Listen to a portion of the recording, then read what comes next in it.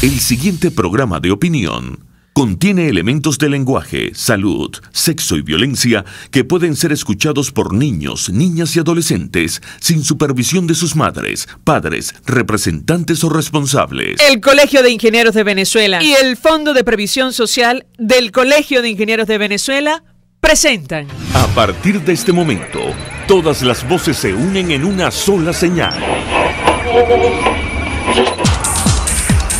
RCR presenta Conexión 750 con María Alejandra Trujillo.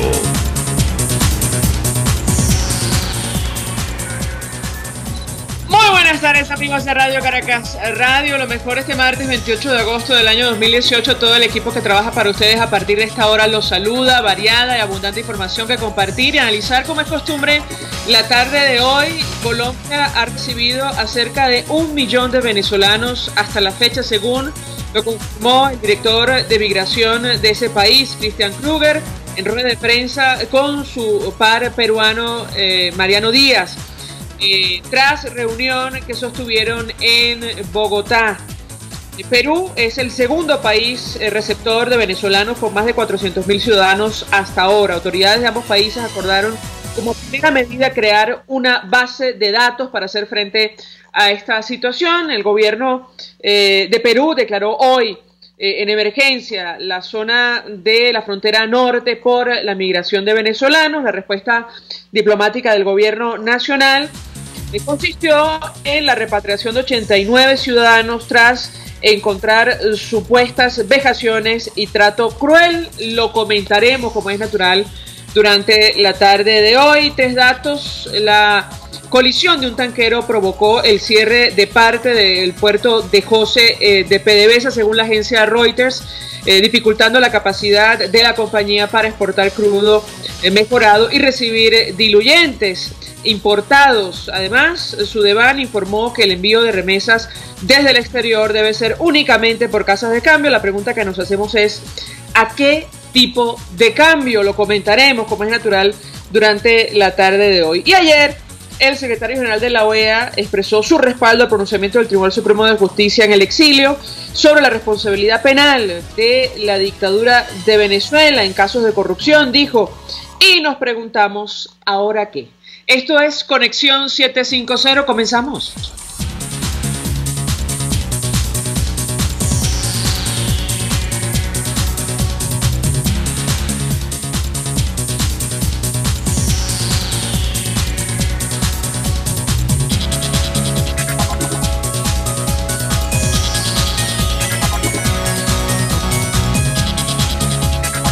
¿Qué está pasando en este país? Y saludamos en la línea telefónica a nuestro primer invitado. Se trata del periodista, coeditor, fundador del portal web armando.info, Joseph Polisuk. Gracias por atendernos. Muy buenas tardes. Buenas tardes, María Alejandra. ¿Cómo te va? Bien, mucho interés de conversar contigo a propósito de lo que ha ocurrido en las últimas horas en torno a esta sentencia del Tribunal Supremo de Justicia en el exilio, en el caso Odebrecht. Ustedes en tu portal han seguido de cerca esta situación y yo te pediría una primera valoración sobre lo que ha trascendido en los últimos días. Leíamos y compartimos con los amigos oyentes esta declaración o tuit del secretario general de la OEA expresando respaldo al pronunciamiento del máximo tribunal que está en el exterior. Una declaración, por cierto, que ha salpicado a solo un dirigente de oposición. Quisiera una primera valoración de tu parte sobre este tema. Te escuchamos.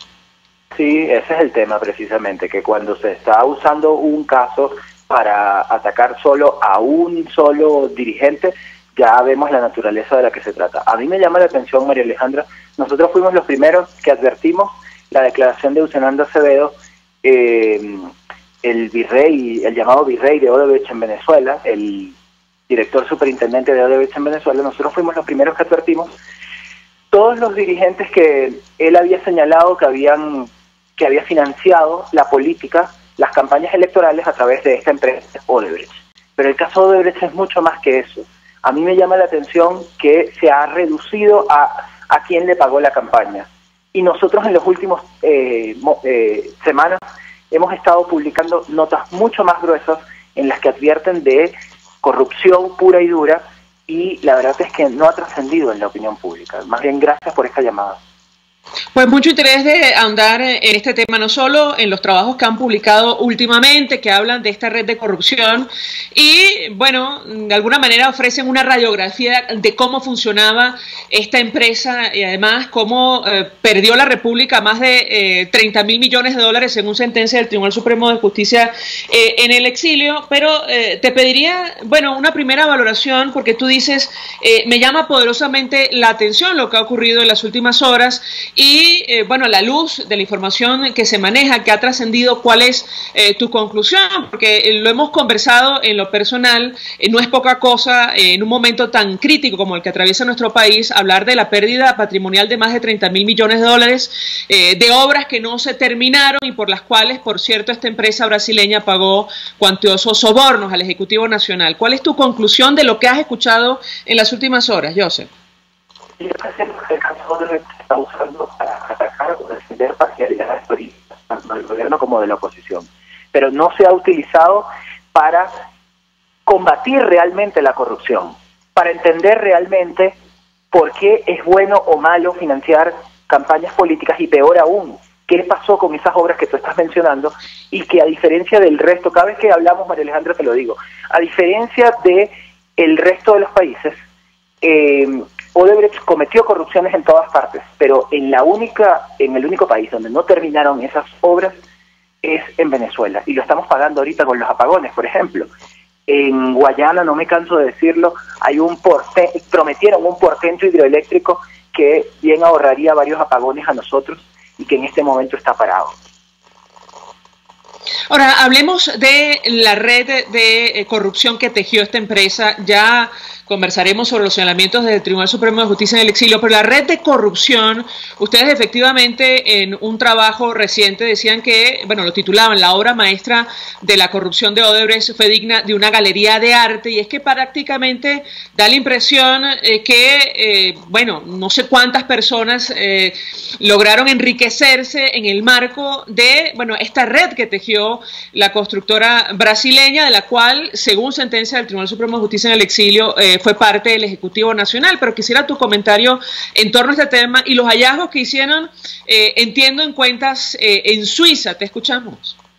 Sí, María Alejandra, esa es la segunda parte, lo que estás citando es la segunda parte de una investigación, porque hasta ahora, a diferencia de muchos otros países, nosotros solamente habíamos podido determinar el financiamiento de campañas políticas que había con las que había corrido Odebrecht. Pero ahora hay mucho más, y ya empezamos a entender cómo funcionó la trama de sobornos a cambio de sobreprecios. El llamado virrey de Odebrecht en Venezuela, Eusebio Acevedo, solamente advirtió sobre este financiamiento de la campaña.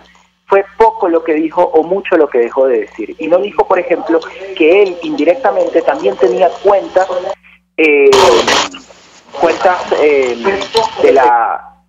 cuentas con coimas o con sobornos en Suiza, y eso lo hemos encontrado ahora, que la Fiscalía Suiza hace varios meses congeló un dinero en el que se encuentra que este mismo personaje también recibió dinero a través de otros venezolanos. Yo invito a que consulten el site. El principal es un venezolano llamado Héctor Gajer, que a su vez repartió el dinero, y es así como tú citabas el título de la nota. Eso fue una picardía o una ironía, porque parte del dinero fue comprado en obras de arte en la Galería Freites de Caracas.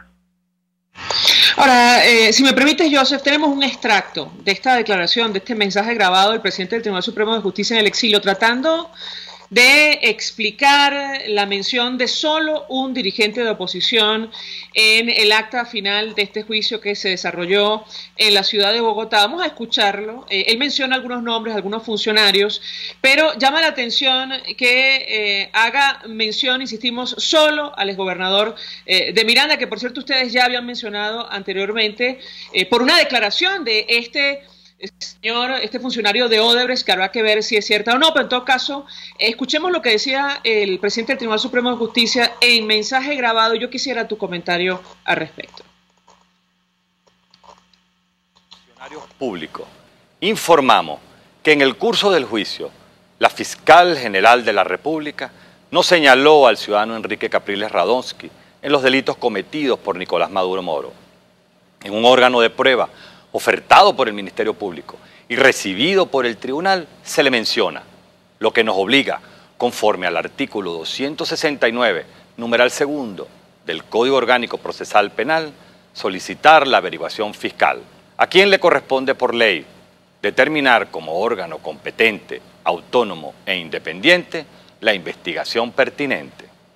Lo que señaló la ciudadana fiscal general de la República y surge de las pruebas incorporadas al expediente es que personas como Maximilien Sánchez Arbeláez, Temir Porras Ponceleón, José David Cabello Rondón, Jorge Rodríguez Gómez, Elías Agua Milano, Jesse Chacón, Américo Alex Mata, Jorge Giordani, Nelson Merentes, General Rodolfo Clemente Marcos Torres, General Juan de Jesús García Tuzán, Jaimán Eltrudi, Gilberto Silva, Luis Eduardo Suárez, Fernando Magliacchio, Cristóbal Jiménez, José Can, entre otros, se desprenden suficientes elementos que hacen presumir en la participación de un hecho punible por el cual ha sido juzgado Nicolás Maduro Moro y por ello debe ser objeto de investigación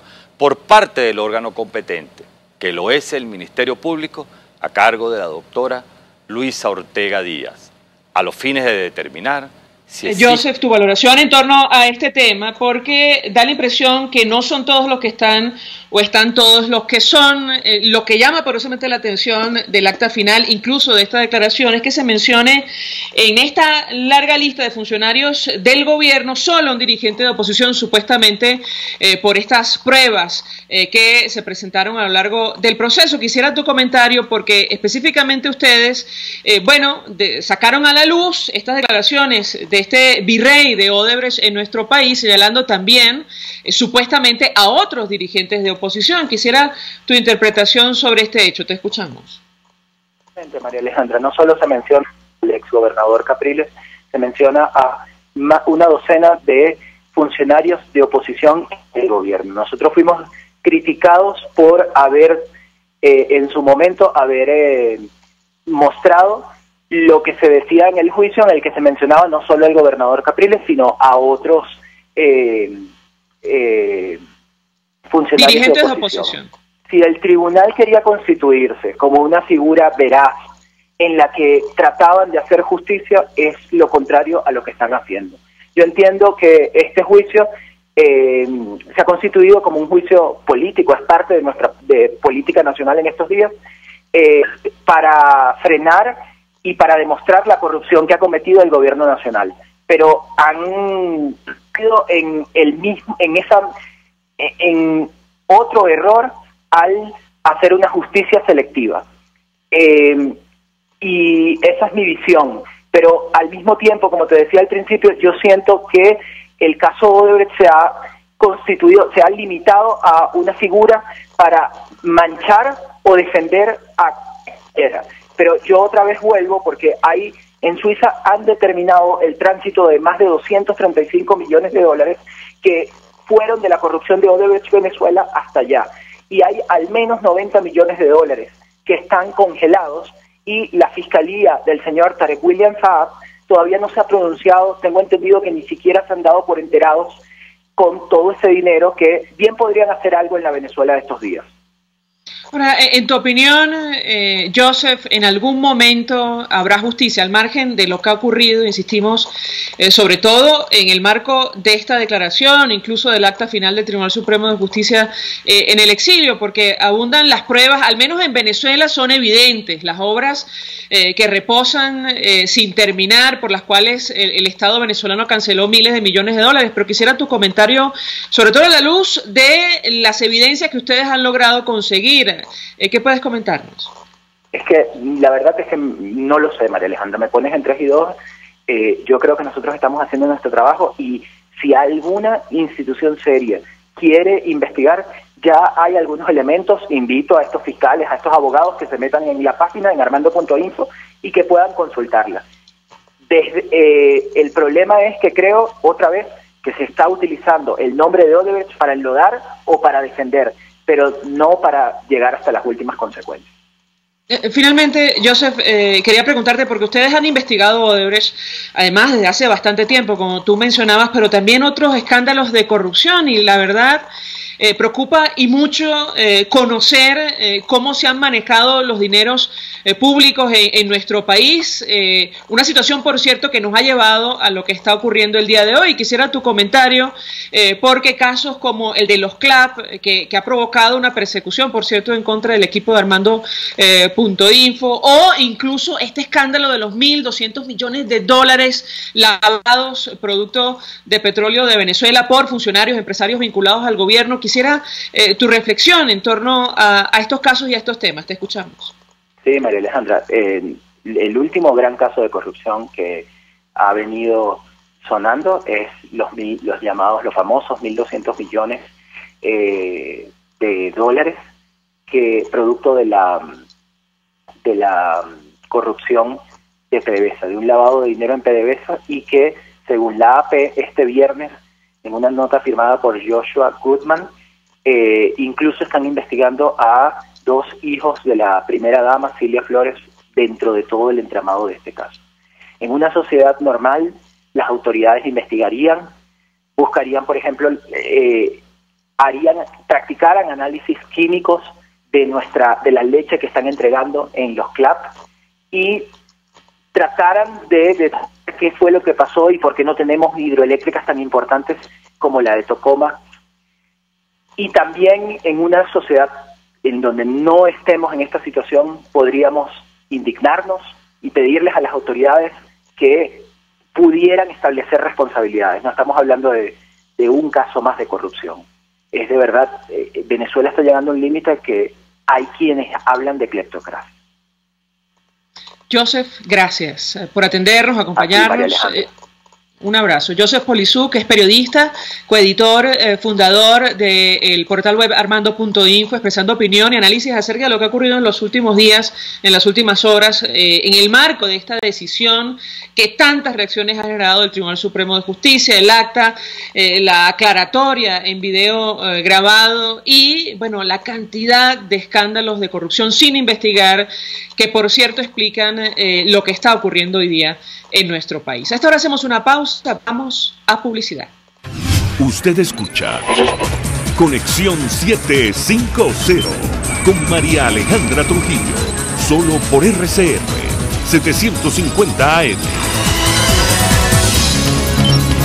Son las 5:18. Puede seguir nuestra programación a través de rcr.tv, la radio que se ve. Mensaje del ingeniero Ramón López, vicepresidente del Colegio de Ingenieros de Venezuela. Apreciado colega ingeniero, arquitecto y profesional afín, el sistema de salud venezolano no presta la atención requerida y la altísima inflación encarece notoriamente este servicio. Es por ello que el Fondo de Previsión Social del CIP te ofrece un servicio de salud seguro, confiable y accesible, con amplia cobertura. Para mayor información visita el portal www.cib.net.be. Colegio de Ingenieros de Venezuela, construyendo futuro. En Venegroup somos la solución en envíos aéreos y marítimos, destinos, Estados Unidos, Venezuela y Panamá, con la mejor calidad y en tiempo récord, de manera fácil y segura, a través de comprasenvíos.com. Contáctanos 0251-710-4945 y por nuestras redes. Venegroup, aliados en compras y envíos. Mensaje del ingeniero Kenick Navarro, presidente del FONPRES CIB. Apreciado colega ingeniero, arquitecto y afín, el Fondo de Previsión Social del Colegio de Ingenieros de Venezuela, FONPRES CIB, diseñó para la protección de tu salud el Sistema Integral de Previsión Social. El mismo tiene a tu disposición beneficios de la solvencia, asistencia primaria de salud, el plan de salud con coberturas de acceso VIP, todos estos planes pensando en la protección de tu familia. Para mayor información visita fonprescib.net.be, Colegio de Ingenieros de Venezuela, construyendo futuro. RCR 750 AM, porque lo bueno une.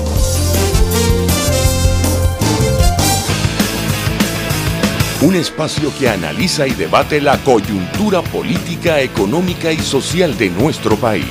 Acompañe cada mañana a la periodista María Alejandra Trujillo en Palabras más, palabras más, palabras menos. Palabras más, palabras menos. Informes, entrevistas, análisis y discusiones sobre los temas de actualidad. Es lo que más te puedo dar, es lo de siempre. Palabras más, palabras menos. De lunes a viernes, de 7 a 8 de la mañana, por RCN 750 AM. Palabras más, palabras más, palabras menos. El poder de la comunicación en tus manos. Conexión 750 con María Alejandra Trujillo. Solo por RCN 750 AM. Continuamos, amigos, en Conexión 750. Decíamos al inicio que según las autoridades colombianas ya han llegado a este país cerca de 1 millón de venezolanos producto de la crisis en Venezuela. Es información que confirmaba el director de Migración, Christian Kruger, en rueda de prensa conjunta con su par peruano el día de hoy. Hay que decir que Perú es el segundo país receptor de venezolanos con más de 400.000 ciudadanos hasta ahora. De este tema y otros vamos a conversar con nuestro siguiente invitado. Emilio Figueredo fue embajador de Venezuela ante varios destinos, es editor de analítica.com. Embajador, como siempre, gracias por atendernos. Muy buenas tardes. Buenas tardes, María Alejandra. Saludos a tu audiencia. Pues mucho interés de conocer una primera valoración de su parte acerca de este tema, un escenario que en lo personal jamás imaginamos, una situación que veíamos venir, pero es difícil incluso de narrar, que se traduce en cientos, bueno, millones de ciudadanos abandonando, huyendo de la crisis en Venezuela. Le pediría una primera reacción de su parte al respecto. Lo escuchamos. Bueno, yo creo que esto es una situación gravísima, porque a la medida que se incrementa, va a ser más difícil la salida, porque los estados van a reaccionar. Entonces, a menos que se lleguen a acuerdos ellos con Naciones Unidas para tener campos de refugiados dentro del esquema de Naciones Unidas, la situación se va a parecer mucho a lo que pasó con Eritrea, lo que pasó con Sudán. Es más, me parece una crisis como la de Siria, con la diferencia que en Siria había guerra. Aquí simplemente hay una guerra que definitivamente es la mala política del gobierno que está liquidando a la gente. O sea, literalmente están escapando del hambre, de la inseguridad, de una situación donde prácticamente nos encontramos con un estado forajido. Entonces, esto es una situación muy delicada. Estamos viendo ya, por ejemplo, que va a haber la reunión de los 4 países que sufren más directamente la crisis migratoria. Estamos viendo los 4 países que van a hacer los recursos ante la Corte Penal Internacional. Yo creo que la situación se va a complicar enormemente, porque estas medidas disparatadas, inconexas, absurdas, van a elevar al cubo tanto la hiperinflación y lo que van a producir, María Alejandra, es caos. Y un poco lo que estamos viendo es el efecto de una casi como podríamos decir, una intoxicación etílica, lo que ha pasado en estos días con todos los accesos de alguna base monetaria adicional, y cuando se despierte de eso y se vean las consecuencias, se van a dar cuenta que los locales de los cuales compraste los productos están vacíos.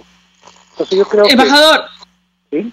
Sí, perdón que lo interrumpa. Si me permite, vamos a reponer un extracto de la declaración que ofrecía el director de Migración Colombia, Christian Kruger, en compañía de su par de Perú, y él se refería en los siguientes términos a lo que está ocurriendo en nuestro país. Reconocía que en tanto la actual situación permanezca en Venezuela, va a ser prácticamente imposible detener este fenómeno inédito en la región. Lo escuchamos y yo quisiera su reacción. De todas y cada una de estas personas para poder organizar este fenómeno migratorio que cada día, como lo estamos viendo, está creciendo. Aquí no podemos decirnos mentiras. El fenómeno migratorio, las políticas de expulsión del señor Maduro, lo que están generando es una migración regional grande. En la medida en que se acaben las posibilidades en Colombia, van a empezar a llegar a otros países. En la medida que lleguen a otros países y se acaben, van a seguir llegando a otros países. y estamos hablando de un país de casi 30 millones de habitantes, que claramente con esa idea que se tiene van a seguir saliendo de su país. Tenemos que unirnos los países regionales, tenemos que contar con el apoyo de la comunidad internacional, el apoyo financiero. Eso tiene unos costos muy altos, esa fue otra de las coincidencias que encontramos. El apoyo financiero internacional es fundamental. No hay país en el mundo que pueda atender ilimitadamente este tipo de fenómenos migratorios, ningún país del mundo. Entonces, si no contamos con el apoyo internacional igualmente en materia financiera, esta es una tarea muy complicada. Bueno, parte de las declaraciones de Christian Kruger, director de Migración Colombia, quien señalaba como responsable de este fenómeno al gobierno venezolano, las políticas de Nicolás Maduro, decía, del presidente Nicolás Maduro en nuestro país, un fenómeno que lamentablemente también aseguraba no se va a detener en tanto sigan las circunstancias actuales en Venezuela. Me dicen que lamentablemente perdimos comunicación con el embajador Emilio Figueredo. Es una lástima porque con él queríamos hablar justamente acerca de la interpretación que hacen los países vecinos sobre lo que está ocurriendo en nuestro país y sobre todo cómo actuar frente a este fenómeno. Perú, decíamos al inicio del programa, declaró en emergencia la zona de la frontera norte por la migración de venezolanos. Perú declaró esta emergencia varios distritos en la frontera con Ecuador por peligro inminente a la salud debido al masivo ingreso de venezolanos que huyen de una crisis económica y humanitaria en su país. Esto lo dijo el martes el gobierno de Lima.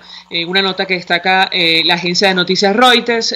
Venezuela, un país históricamente fue receptor de inmigrantes, todo lo contrario a lo que estamos viviendo el día de hoy y que, bueno, lamentablemente atraviesa por la peor crisis de su historia republicana. Lamentablemente perdimos definitivamente contacto con la embajadora. A esta hora hacemos una nueva pausa. Vamos a publicidad. Estás en sintonía de Conexión 750, solo por RCR 750 AM. Son las 5:28. Sintonícenos a través de Periscope, @RCR750, la radio que se ve. Mensaje del ingeniero Enzo Betancourt, presidente del Colegio de Ingenieros de Venezuela. Estimados colegas, ingenieros, arquitectos y profesionales afines, el hombre es del tamaño de sus dificultades y siempre será capaz de vencerlo. En el año 2018 debemos trabajar para construir el país que nos merecemos todos los venezolanos. Siempre un paso adelante. Visita nuestro portal www.cib.net.be. Colegio de Ingenieros de Venezuela, construyendo futuro. Les habla Rafael del Rosario, concejal de Chacao. La mayoría de los venezolanos dependen exclusivamente del servicio de transporte público para llegar a sus hogares, empleos o centros educativos y se ven obligados a hacerlo en unidades inadecuadas. Aparte de eso, sin efectivo, el Estado debe garantizar a sus ciudadanos un transporte eficiente, digno y accesible. ¿Qué esperas? Haz valer tus derechos. Mensaje del ingeniero José Peraza, tesorero del FOMPRES CIB. Estimado colega ingeniero, arquitecto y profesional afín, el Colegio de Ingenieros de Venezuela y el Fondo de Previsión Social, preocupado por la salud de tu familia, ha diseñado un sistema de salud integral que coloca a tu disposición y que contiene asistencia primaria de salud, ambulancia, hospitalización, cirugía, oftalmología, dermatología, fisioterapia, psicología, odontología, farmacia y funerario. Para mayor información, visítanos a nuestros portales cib.net.be, fomprescib.net.be, Colegio de Ingenieros de Venezuela, construyendo futuro. RCR 750 AM, porque lo bueno une. Este programa es presentado por Puig es María. María es de Puig. La Academia de Ciencias Físicas, Matemáticas y Naturales presenta El progreso tiene su ciencia. Hoy presentamos la Asociación Nacional para el Avance de la Ciencia, ASOVAC. A comienzos de 1950, el número de investigadores científicos activos en Venezuela llegaba a duras penas a unos 80. En este contexto, surge la Asociación Venezolana para el Avance de la Ciencia, ASOVAC, una asociación civil sin fines de lucro, integrada principalmente por científicos y profesionales, cuyo fin es propiciar el progreso de la investigación científica y sus aplicaciones en Venezuela. La ASOVAC fue fundada el 20 de marzo de 1950 en el auditorio de la Cruz Roja Venezolana, gracias al empeño de Francisco de Venanzi y un grupo de profesionales, entre los cuales cabe recordar a Vicente Peña, Enrique Tejera, Werner Jafé, Tobías Láser, Félix Pifano, Eduardo Roll y José María Cruzent. En sus inicios, se trazó dos objetivos: la implementación de la Convención Anual de la ASOVAC para la discusión de conocimientos científicos y la edición de Acta Científica Venezolana, una revista científica dedicada principalmente a la publicación de trabajos científicos realizados en el país. Ambos programas, iniciados en 1951, siguen vigentes en la actualidad. También a la ASOVAC se debe, en buena medida, el fortalecimiento institucional de la investigación venezolana. Por ejemplo, la creación de la Facultad de Ciencias de la Universidad Central de Venezuela y del Consejo Nacional de Investigaciones Científicas y Tecnológicas, CONICIT. La ASOVAC agrupa hoy aproximadamente a 3.500 miembros y su mayor desafío es mantener su vigencia institucional, adecuando sus propósitos, su organización y sus maneras de actuar a una realidad distinta del país, dentro de una sociedad globalizada. El progreso tiene su ciencia. La Academia de Ciencias Físicas, Matemáticas y Naturales presentó El progreso tiene su ciencia. Cuando cierras los ojos y viajas en el tiempo. Cuando el sabor te transporta a otro lugar. Cuando el olor te hace recordar momentos únicos. Esa es María Puig, una galleta que es un pedacito de tu historia. María Puig, una galleta que endulza tu vida. María Puig, una galleta que te ha acompañado por más de 100 años. Puig es María. María es de Puig. Este programa fue presentado por Puig es María. María es de Puig. RCR 750 AM. Porque María Alejandra Trujillo te acompaña en Conexión 750. Solo por RCR 750 AM. Claro y raspado. Continuamos en Conexión 750 y hablamos acerca del telón de fondo de esta crisis, la situación económica. A partir de este momento, comentábamos algunos datos al inicio. Por ejemplo, hoy la agencia Reuters hablaba de un incidente ocurrido en el puerto de Jose, producto de la colisión de un tanquero que aparentemente habría provocado el cierre temporal de esta instalación, dificultando la capacidad de la compañía para exportar crudo mejorado y recibir diluyentes importados. Y recordar que la industria petrolera es de la cual vivimos en nuestro país. Además, también hoy Sudeban informaba que el envío de remesas del exterior tenía que hacerse únicamente a través de las casas de cambio, y nos preguntábamos a qué tipo de cambio. Para conversar acerca de estos temas y el impacto que han tenido ya los anuncios económicos hechos por Nicolás Maduro, el presidente Nicolás Maduro, saludamos en línea telefónica al decano de la Facultad de Ciencias Económicas y Sociales de la Universidad Católica Andrés Bello, el economista Ronald Balsa. Como siempre, profesor, gracias por atendernos. Buenas tardes. Buenas tardes, gracias a ustedes por la invitación. Varios temas que discutir con usted. Yo le pedí una primera reflexión acerca de lo que está ocurriendo con la principal industria en nuestro país, de la cual vivimos, la cual garantiza, entre otras cosas, el acceso a divisas en Venezuela, incluso para el Ejecutivo Nacional. ¿Qué puede decirnos? A este incidente que reporta la agencia de noticias Reuters tenemos que agregar la caída de la producción que desde ayer advertía la Agencia Internacional de Energía. ¿Qué puede comentarnos? Bueno, que lamentablemente es una noticia ya vieja. El proceso de destrucción de las capacidades productivas de PDVSA ya tiene mucho tiempo. Es algo que ya en el año 2002, cuando el presidente decidió, después del paro petrolero, votar a 20.000 personas, era algo que era de temer. En aquel momento los precios del petróleo estaban creciendo, crecieron de una manera sustancial hasta el año 2008, luego hubo una pequeña caída con una recuperación que llegó hasta el 2012. Por eso en ese tiempo no se notó que la capacidad productiva de PDVSA había ido cayendo. Sí se notó que la promesa de tener con el plan Siembra Petrolera una duplicación de la capacidad productiva del año 2005 al año 2012 no se cumplió.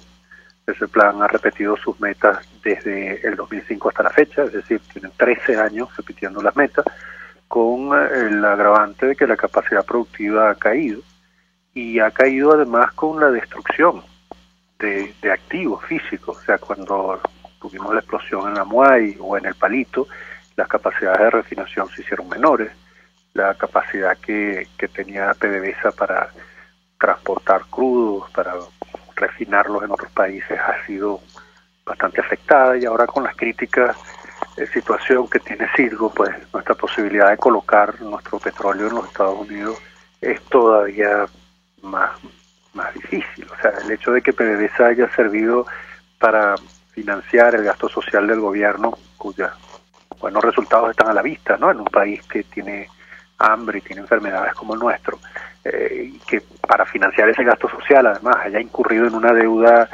que en este momento ha servido justamente para poner en riesgo nuestros activos, y para durante los últimos años hacer una caída en las importaciones que ha sido brutal, y que sobre eso el presidente Chávez haya colocado la guinda de las expropiaciones que nos han traído a los juicios en los que en este momento nos encontramos, es lo que explica en buena medida que sin un cambio en la dirección durante los últimos 5 años del presidente Maduro, pues estemos en una situación tan lamentable como esta. Ahora, yo le pregunto a nuestro invitado, hoy, por ejemplo, los trabajadores del sector petrolero protestaron por el mal manejo de la industria de nuestro país, pidieron reunirse con el presidente de Venezuela para corregir la crisis de la empresa, pero lo cierto es que en el marco de todas estas medidas, o al menos anuncios económicos, nada se ha dicho sobre la recuperación de PDVSA. Yo quisiera su comentario, porque conversando con un periodista especializado en el área económica le preguntábamos cómo pretende el gobierno, por ejemplo, llenar los anaqueles que hoy están vacíos tras esta nueva versión del DACASO frente a la caída de la producción, que es la principal fuente de acceso a divisas de nuestro país. Yo le pediría una reflexión, profesor, en torno a este tema. Pues yo no creo que el gobierno tenga mucho interés en volver a llenar los anaqueles, porque si no hubiera repetido el mismo instrumento que utilizó con el DACASO o con Kreisel, cuando hizo vender sus juguetes a precios por debajo de lo que podían reponer esas existencias, o lo que se hizo hace poco con los supermercados, obligándolos a bajar los precios. En esos momentos, pues el proceso de vaciado de los anaqueles fue costoso, fue pesado, generó grandes inequidades. Hubo personas que simplemente no pudieron comprar porque no podían tener acceso a esos productos, y otros se llevaron lo que había en un proceso desordenado y verdaderamente perjudicial. Lo sorprendente es que ciertamente el presidente no ha dicho nada sobre nuestras capacidades de producción, sobre nuevas alianzas, sobre las respuestas a las demandas, pero dice que va a atar todos los precios y los salarios y el precio del dólar al petro, y supuestamente porque el petro está atado al precio del dólar, al precio del petróleo, algo que no tiene ningún sentido. En primer lugar, porque el precio del petróleo es volátil, sube y baja, y para poder uno recibir dólares, pues uno tendría que vender petróleo. Lo importante no es utilizar el precio de un bien que no podemos en este momento poner en venta por nuestras capacidades de producción disminuidas, sino generar un aumento en la capacidad de producción, de modo que podamos vender algo en el mundo, que eso que vendamos permita generar dólares, y que el uso de esos dólares no acabe por destruir la capacidad de producción de otros bienes, que fue lo que hizo el presidente Chávez. Porque el presidente Chávez tuvo precios del petróleo altísimos y los utilizó para importar, para hacer gastos no transparentes de ninguna manera, y por imponer controles sobre la actividad productiva venezolana. Y por eso, en los años de abundancia, se destruyó buena parte de nuestra capacidad de producción y se tapó con importaciones que ahora no están disponibles. Entonces, atar los precios de todo el país al petro con la excusa de que tenemos petróleo bajo la tierra, pues lo que nos muestra es que no hay ningún interés por tener dólares vendiendo ese petróleo, por lo menos de un modo transparente y que todos podamos comprender. Ahora, profesor, por cierto, 482-9750 para su participación. Cuando usted dice, no creo que el gobierno quiera llenar esos anaqueles, le pregunto yo, entonces, ¿qué quiere en su opinión? Bueno, pareciera que el presidente quiere que los llenen nuevamente los que han estado a cargo de todas estas cadenas que han sido intervenidas con tanta frecuencia, ¿no? Y que los llenen haciendo uso de los recursos que el gobierno está poniendo a su disposición. Lamentablemente son unos recursos que implican controles mayores sobre esas empresas. Y lamentablemente podemos ver que todos los ensayos previos antes de la hiperinflación lo que nos han llevado a tener anaqueles llenos cada vez con menos diversidad, con menos frecuencia y con menos variedad. Por ejemplo, en el caso de las medicinas, el presidente Chávez hasta acá han impuesto controles de precios a las medicinas que hicieron que desaparecieran por mucho tiempo medicamentos para las enfermedades crónicas y quisieran que la vida de las personas que las necesitaban fuera cada vez más difícil.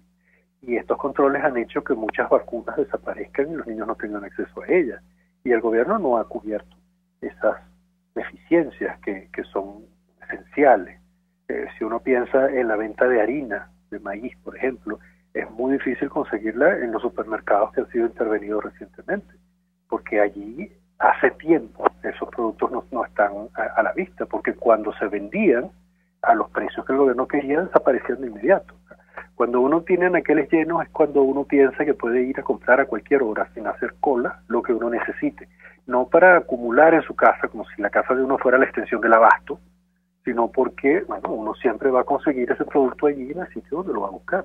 El gobierno ha vaciado los anaqueles y el daño que ha hecho ha sido visible para todos nosotros, y el esfuerzo por volverlos a llenar ha sido de las empresas que se han mantenido produciendo o comerciando en el país, a las que el gobierno cada día le hace más difícil permanecer. Que se comunican a través del 482-9750. El señor William Gutiérrez nos llama desde el Junquito. Muy buenas tardes. Muy buenas tardes, María Alejandra, y al invitado con el doctor economista. Era una acotación y una pregunta final. La acotación a nivel personal que veo es que esta situación, lamentablemente, es para mucho tiempo, muchos años, porque esta gente tiene demasiado poder, no solamente en militares, en los colectivos que los protegen, el dinero que tienen demasiado poder. Esto se ve que es para años, lamentablemente es mentira. Cuando hablan de la oposición me da risa porque aquí no hay oposición, eso no existe. Cuando gente de supuesta oposición dice que falta poco que esto, no, eso es mentira. Esta gente tiene demasiado poder, como yo creo que ustedes no tienen una idea, y sé por qué lo digo.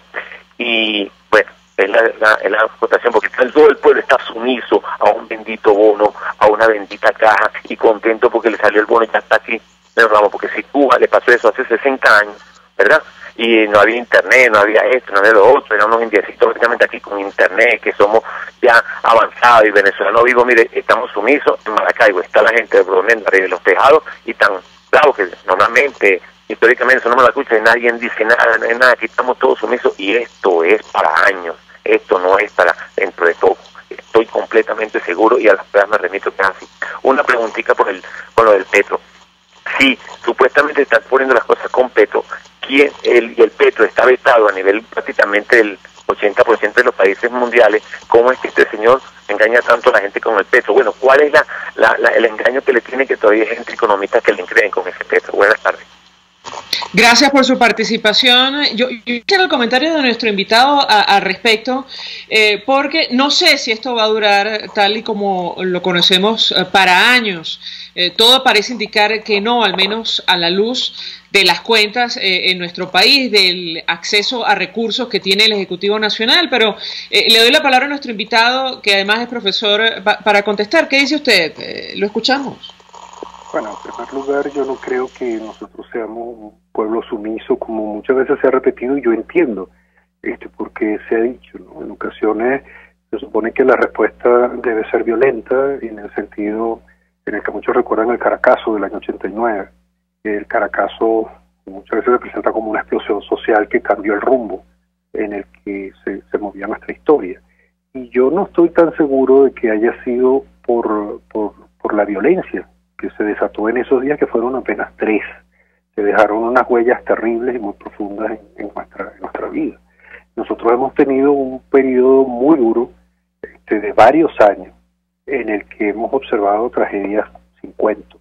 Y lo que yo pienso que sí ha ocurrido es que hay resistencia, una resistencia a un proceso destructivo, que es el que, por ejemplo, todavía nos mantiene a ti y a mí hablando por la radio. Y mucha gente podrá pensar que eso no es importante, pero el hecho de que tú le abras el micrófono a un oyente que pueda expresar su angustia es una manera de resistirse a esta barbarie que nos está tocando sufrir. Lo otro es que sí estoy de acuerdo con el oyente, que muchas veces la oferta de la oposición de que esto termina mañana es algo que ha generado grandes frustraciones y ha hecho perder mucho tiempo, porque yo sí creo que el balance del poder en buena medida lo ha tenido el gobierno durante los últimos 20 años, al principio por el dinero, con el que convenció mucho, y ahora con la violencia con la que somete a otros. Pero lo que una buena oposición debería hacer, y yo creo que lo ha hecho parte de la oposición, porque no toda la oposición es igual, es mostrar alternativas, es indicar dónde esto está fallando, porque efectivamente el daño que se está haciendo no debió causarse. Esto no es una consecuencia de una guerra económica, esto no es consecuencia de una oposición oligarca ni de unas mafias colombianas, sino de un pésimo manejo de los recursos públicos, del que quedan evidencias además de corrupción que son pavorosas. El hecho de que nosotros podamos observar en este momento que hay un agravamiento en la desnutrición infantil, que tenemos enfermedades prevenibles que están reapareciendo, y que hay venezolanos que cruzan la frontera justamente en condiciones críticas, lo que nos muestra es que aquí han ocurrido tragedias tremendas de las que la responsabilidad no puede ser eludida por el gobierno. Y eso también es una manera de resistir. Y yo sí pienso que en el momento en el que esta situación terrible se fracture, porque yo también pienso como tú, esto no puede ser eterno y perpetuo, tiene que haber quienes puedan decir en qué dirección no cometer estos mismos errores o cometer otros. Y eso también es una manera de resistir, y yo creo que en eso hemos estado muchos. Ahora, no quisiera dejar por fuera la reflexión acerca del Petro que hacía el oyente, y lo uno con, por ejemplo, la noticia que ha trascendido el día de hoy sobre el tema de las remesas. Hemos conversado con varios invitados acerca de la intención que ha tenido desde hace tiempo el gobierno de tener acceso a esa cantidad de dólares o monedas extranjeras que envían venezolanos que han huido a sus familiares que quedan en el país, pero da la impresión, profesor, que tal como lo concibe el Ejecutivo, no se genera el más mínimo incentivo, por ejemplo, para utilizar las instituciones que ha dispuesto el Ejecutivo Nacional para tal fin, tomando en cuenta lo que preguntábamos al inicio, a qué tipo de cambio, tomando en cuenta lo que está ocurriendo, por ejemplo, con el mercado paralelo. Yo quisiera su comentario brevemente sobre estos dos temas, el Petro y esta intención del gobierno de acceder a las remesas. ¿Lo escuchamos? Bueno, todo economista que ha pretendido defender el Petro no ha podido hacerlo, o sea, por más que haya tenido la intención, porque el Petro no es un activo que se esté comerciando en distintas partes del mundo ni en Venezuela. O sea, no es posible que el gobierno nos diga cuál es el precio del Petro y todos tengamos que aceptar que ese es. O sea, eso es reeditar con un camino indirecto todo lo que hemos visto con la fijación del precio del dólar a través de Cadiz, Madis, CAT, CAT2, DIPRO, DICOM y todo lo que hemos visto que ha pasado hasta ahora. Así que el Petro es solamente un número más que el gobierno está colocando, está haciendo más ruido en torno al mercado cambiario, y lo que está generando es pues, una complicación en el mismo problema que teníamos antes. Así que estoy de acuerdo con el oyente, esto no tiene ningún sentido. Hablar del Petro es solamente hacer ruido, desviar la discusión del mercado cambiario, que es la que deberíamos tener. Y en parte por eso el gobierno cree que interviniendo sobre los medios de transferencias del exterior a Venezuela puede estar haciendo algo para influir sobre el paralelo, que parece que es lo que le interesa. Y eso tampoco tiene sentido.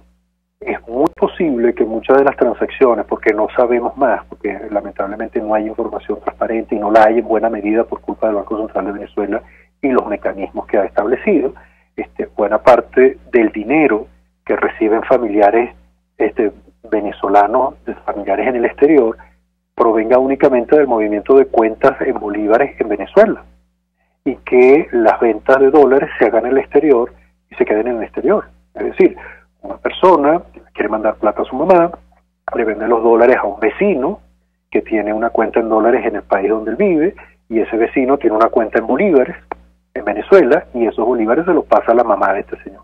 Y nunca hubo una transferencia directa de dinero desde los Estados Unidos hasta Venezuela al sistema bancario venezolano, que está encogido, lamentablemente encogido en medio de una hiperinflación, que tiene una capacidad de crédito tan disminuida que todos la vemos en nuestras tarjetas de crédito, desde que ha estado sometido a la presión de la reconversión recientemente, que no es el principal canal por el cual las transacciones se están realizando en el país. Así que esta medida lo único que hace es generar una complicación adicional sobre el sistema bancario en el momento en el que además se está pidiendo que paguen unos impuestos a las transacciones financieras, a las grandes transacciones financieras, después que se les ha sometido a la presión de la reconversión y se les quiere someter a la de utilizar el petro como unidad de cuenta. Es decir, es una medida, como todas las anteriores, que no tiene sentido y que agrava el problema, o sea, que complica el problema en lugar de resolverlo. Gracias, profesor Ronald Balsa, por atendernos, acompañarnos la tarde de hoy. Hacemos una pausa y al regreso más. Escuchamos Conexión 750, solo por RCR 750 AM. Puedes seguirnos en nuestras redes sociales. En Twitter, @RCR750, la radio que se ve. Mensaje del ingeniero Ramón López, vicepresidente del Colegio de Ingenieros de Venezuela. Apreciado colega ingeniero, arquitecto y profesional afín, el sistema de salud venezolano no presta la atención requerida y la altísima inflación encarece notoriamente este servicio. Es por ello que el Fondo de Previsión Social del CIP te ofrece un servicio de salud seguro, confiable y accesible, con amplia cobertura. Para mayor información visita el portal www.cib.net.be, Colegio de Ingenieros de Venezuela, construyendo futuro. Si buscas cauchos especiales y específicos para tu rústico, te recomiendo Cauchera Fran Luis, donde los consigues como tú quieres, al mejor precio y con las mejores promociones. Bajando por la avenida Baral, al final, al lado del banco, teléfono 0212-481-1752. Correo caucherafranluis72@gmail.com. Cauchera Fran Luis, tu mejor opción. Mensaje del ingeniero Kenick Navarro, presidente del FOMPRES CIB. Apreciado colega ingeniero, arquitecto y afín, el Fondo de Previsión Social del Colegio de Ingenieros de Venezuela, FOMPRES CIB, diseñó para la protección de tu salud el Sistema Integral de Previsión Social. El mismo tiene a tu disposición beneficios de la solvencia, asistencia primaria de salud, el plan de salud con coberturas de acceso VIP, todos estos planes pensando en la protección de tu familia. Para mayor información visita fomprescib.net.be, Colegio de Ingenieros de Venezuela, construyendo futuro. RCR 750 AM, porque lo bueno une. El poder de la comunicación en tus manos. Conexión 750 con María Alejandra Trujillo, solo por RCR 750 AM. Continuamos, amigos, en Conexión 750. Cerro con un mensaje. Oscar Molina nos dice en el Twitter: ahora el gobierno quiere obligar a las familias que están en el exterior, vendan sus dólares trabajados honradamente al gobierno. No sé a qué tasa la cambiarán para poder financiar la revolución, seguir con la regaladera, con los bonos, en fin. Nosotros nos despedimos y lo hacemos a nombre de Jaime Nestares en la dirección general de la estación, la gerencia de producción Willy Charcaya, en la producción Selene Pérez, en los controles Eduardo Llanes, quien tuvo el placer de acompañarles, María Alejandra Trujillo. Los dejamos con la entrevista. El Colegio de Ingenieros de Venezuela y el Fondo de Previsión Social del Colegio de Ingenieros de Venezuela presentaron. RCR presentó Conexión 750 con María Alejandra Trujillo, solo por RCR 750 AM.